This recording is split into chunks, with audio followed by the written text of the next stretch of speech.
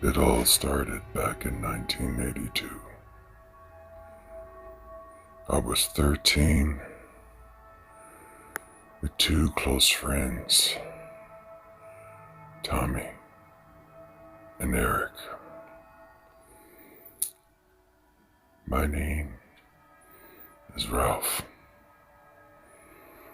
This actually happened in my little town I lived in. We lived in a small little town in Nebraska, the middle of nowhere. Town so small if you blink walking through it, you'd be in another town.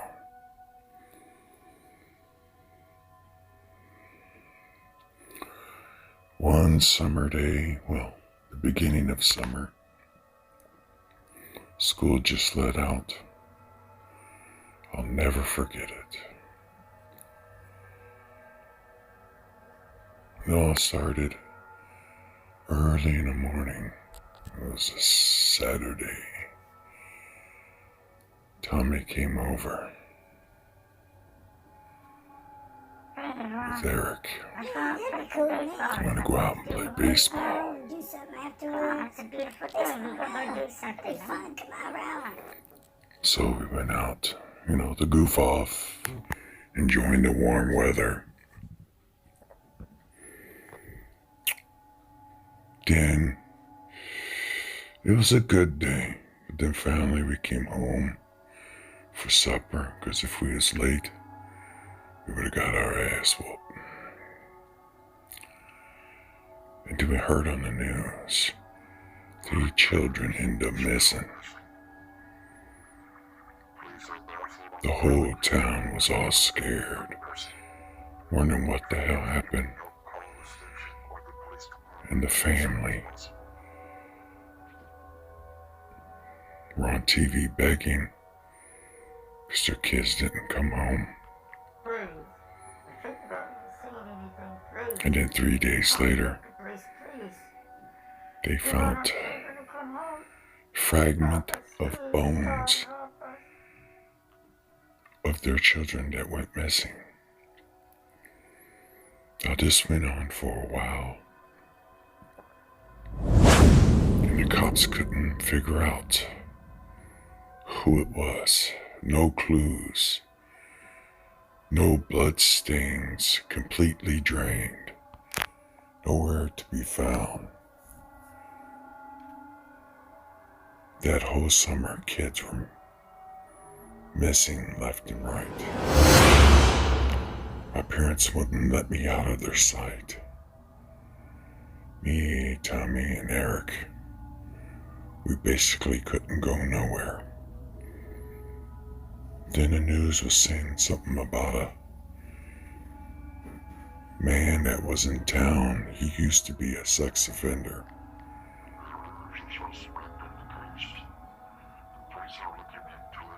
But every time they looked for evidence, they couldn't come up with nothing to book him on it. And he kept swearing up and down that it wasn't him. And the police officer was a friend of my dad's, and he would come over often.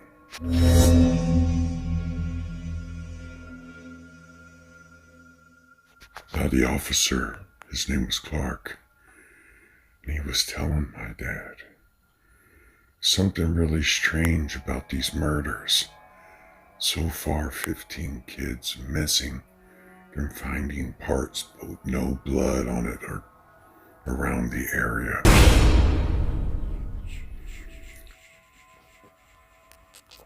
Everybody was even afraid to go to work, or even on a nice warm night to sit out on the front porch and do some sweet tea and stuff like that. Then me, what do? I get bored. So I call Tommy. So Tommy and Eric come over. Then Eric decided,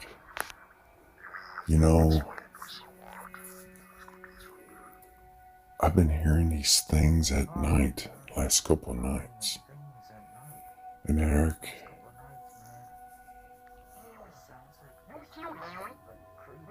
it's been scaring me really bad.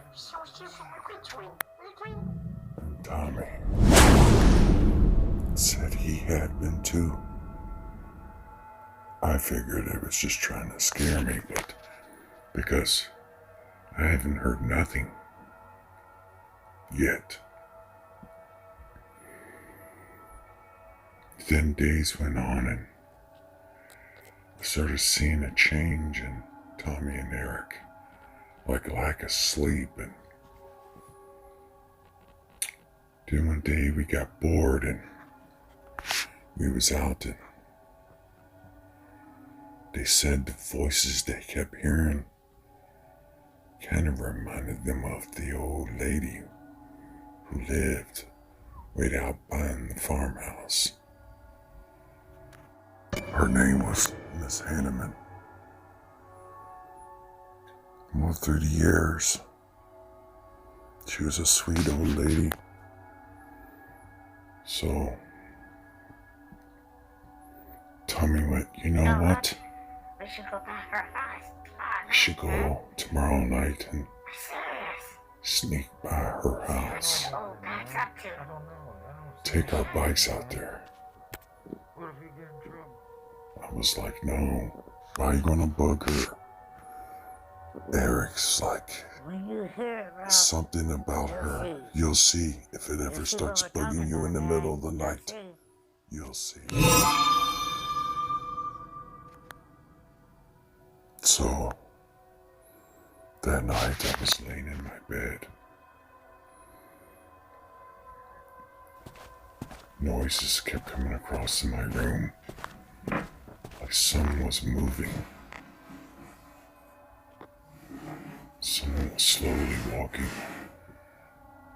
I was about to shit my pants. Sounded like this old bottle of Mountain Dew moving. Every time I looked, there was nothing there. I'm thinking to myself, oh, it's because Eric and Tom. I'm imagining this. And then it started. It started. I don't know where it was coming from, but it started. I was like, leave me alone. Why are you bugging, miss? What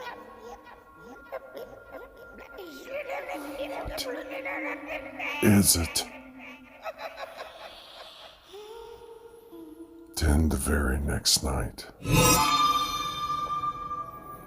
after I was up most of the night because I could not sleep from the sounds I was hearing, we finally did it. I don't know what made us do this, but we did it. We headed out to Miss Hanneman's house. This 83-year-old woman. And boy, was we in for a surprise. We get to her house. In her living room, light was on, but it immediately went off. Tommy looked at me and said, What the hell, man? What is that? I don't know, but I was scared to death. But I had to face what was in there. Something wasn't right. So we got to the front door. The damn thing opened up by itself. Eric went to go run. He was so scared he peed his pants. We gotta face it, man. We gotta face this. We don't know what this thing is saying. Or why is it calling us? Then the voice started again. As soon as we stepped in her house.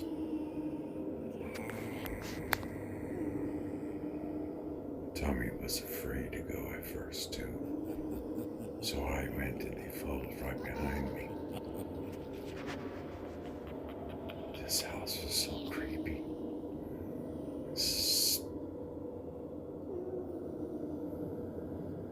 The light was flickering down the hallway. Didn't know what to do.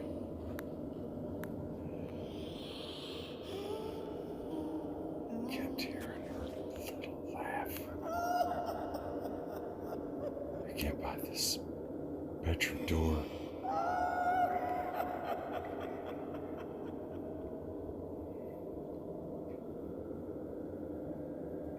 Slowly opened it up. And there she was. All you saw was her head.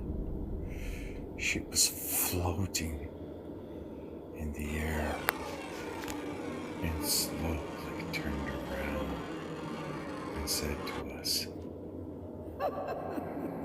Eric screamed as loud as he could and we took off running. You heard her laughing.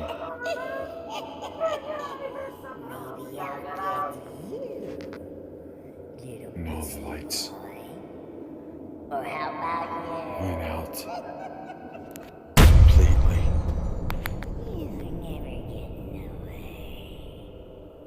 It was like she made us pass out or something. Never.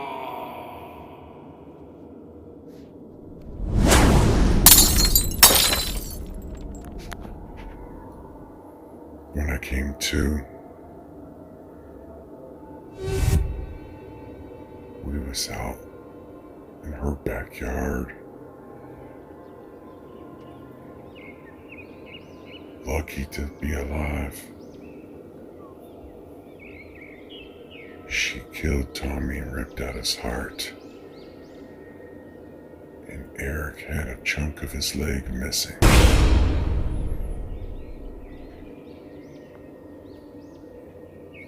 She was doing rituals and washing herself with young people's blood and eating the flesh and the heart, supposedly to help her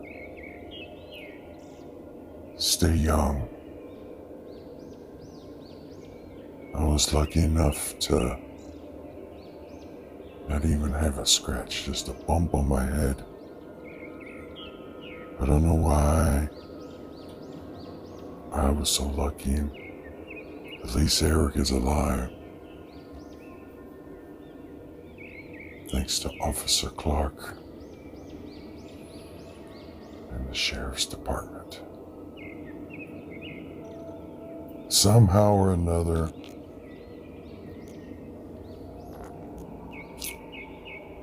Tommy's mother's the one who warned him about this Hanneman. She's been acting strange, and 2 of the kids were last seen going to her house. I didn't hear nothing about that, but that was then. Do you know, still to this day, I hear her voice, and I hear that chanting.